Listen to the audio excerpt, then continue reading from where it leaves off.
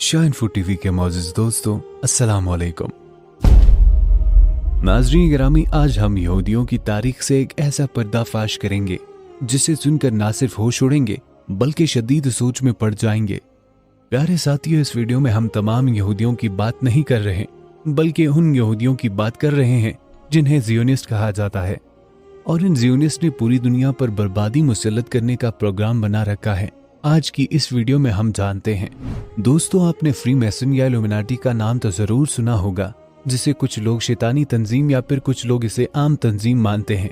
आज की हमारी वीडियो भी इल्यूमिनाटी के बारे में है। आप अहबाब में से बहुत सारे साथियों को पता होगा कि सुल्तान सलाहुद्दीन अय्यूबी ने सन 1200 ईस्वी में यरूशलेम को फतह करने से पहले हसन बिन सबा के उन ख्वारिज पैरोकारों से निपटने में काफी वक्त लगाया, जिन्होंने हसन बिन सबा की बनाई हुई जन्नत के लालच में मुसलमानों में घुसकर जासूसी की फराइज को सरअंजाम दिया और इन्हें आपस में लड़वाने की काफी कोशिशें की।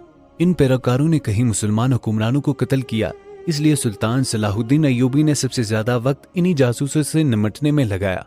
आपको यह वाक़या बताने का मकसद भी यही है कि इल्यूमिनाटी भी ऐसे ही दुनिया के हर तंजीम में घुसी पड़ी है। नाज़रीन, इल्यूमिनाटी तंजीम में सबसे बड़ा दर्जा 33वां दर्जा होता है, जिसमें ग्रैंड मास्टर और ग्रैंड कमांडर शामिल होते हैं।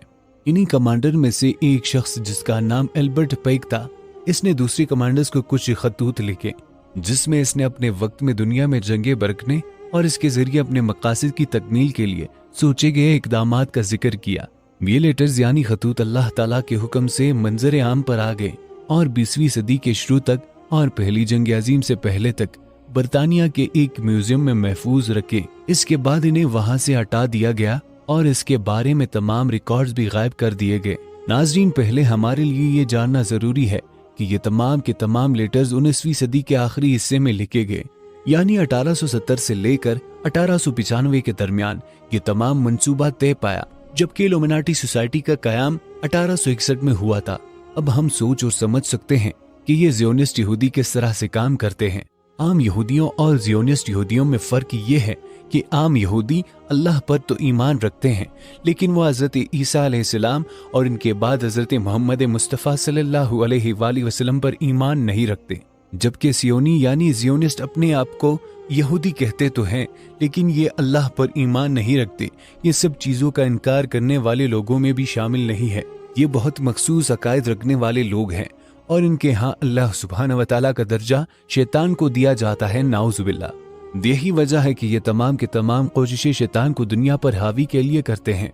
अल्बर्ट पैक के पहले खत में इस चीज का जिक्र था कि चूंकि इस वक्त दुनिया में सबसे ज्यादा ताकतवर हुकूमत रूस की है और रूस में सबसे ताकतवर जार खानदान है, तो हमारा सबसे पहला निशाना जार खानदान की ताकत को तोड़ना और यूरोप को ऐसे गैर मुस्तहकम करना है कि वहाँ पर मुख्तलिफ हुकूमतें वजूद में आ जाएं। इसका आगाज यूं हुआ कि यूरोप के शहर वियना में हंगरी के एक शहजादे का कत्ल हुआ और ये सब पहले से तयशुदा था। ये कत्ल सिर्फ पहली जंग अजीम को भड़काने के लिए किया गया और यूं ऑस्ट्रिया और हंगरी के दरमियान तनाज़ा शुरू हुआ, जिसमें जर्मनी का भरपूर हिस्सा डाला।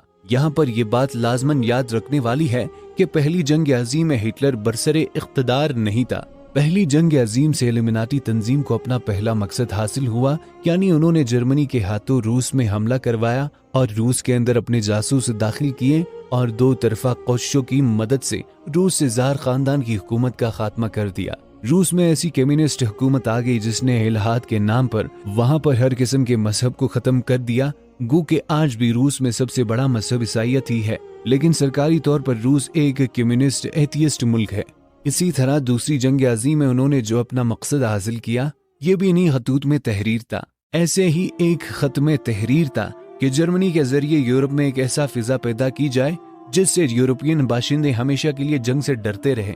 अब यहाँ पर सवाल ये उठता है कि जर्मनी को ही क्यों चुना गया था। नाज़रीन ग्रामी, दरअसल बात कुछ ऐसी है कि पहली जंग अजीम के बाद जर्मनी बहुत बड़ी मुआशी और सनती ताकत था और दीगर तमाम ममालिक मशमुल बरतानिया, फ्रांस और अमेरिका जर्मनी के बराबर भी नहीं थे। दूसरी जंग अजीम से इन्होंने सबसे पहले जर्मनी की बर्तरी को खत्म किया।